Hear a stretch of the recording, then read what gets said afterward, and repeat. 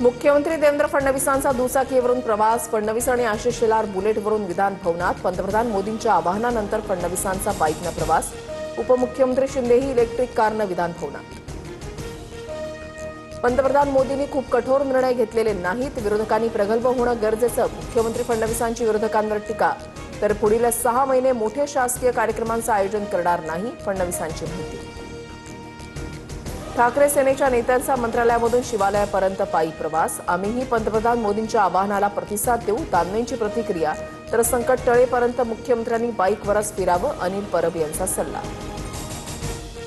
शासकीय अधिकाऱ्यांनी परदेश दौरे रद्द करावेत. पंतप्रधान मोदींच्या आवाहनानंतर राज्य शासनाकडून परिपत्रक जारी. दैनंदिन वापरामध्ये इलेक्ट्रिक वाहनं वापरण्याचं आवाहन.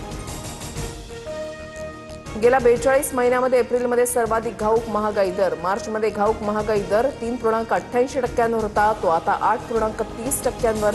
रोजच्या गरजेच्या वस्तू आणि इंधन ऊर्जेचे दर वाढले. मुंबईत महानगर सीएनजीच्या दरामध्ये 2 रुपयांची वाढ. आजपासून नवे दर लागू. प्रति किलो सीएनजीसाठी आता 84 रुपये मोजावे लागणार. शरद पवारांची थोड्याच वेळात पत्रकार परिषद. देशाच्या सद्यस्थितीवर बोलण्याची शक्यता. पंतप्रधान मोदींच्या आवाहनावर काय बोलणार याकडे लक्ष. कांदा प्रश्नावरून किसान काँग्रेस आक्रमक. मुंबईमध्ये मंत्रालयाच्या बाहेर कांदा फेकत आंदोलन. पोलिसांकडून आंदोलकांची धरपकड. घातामुळे 2 जणांचा मृत्यू. जामनेरच्या मोहाडीमधील 20 वर्ष नवविवाहितेचा मृत्यू.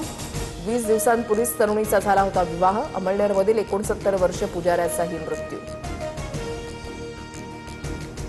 व्ही.डी. सतीशन केरळचे नवे मुख्यमंत्री. काँग्रेसकडून सतीशन यांच्या नावाची घोषणा. पराऊर विधानसभा मतदारसंघातून ते 6व्यांदा आमदार.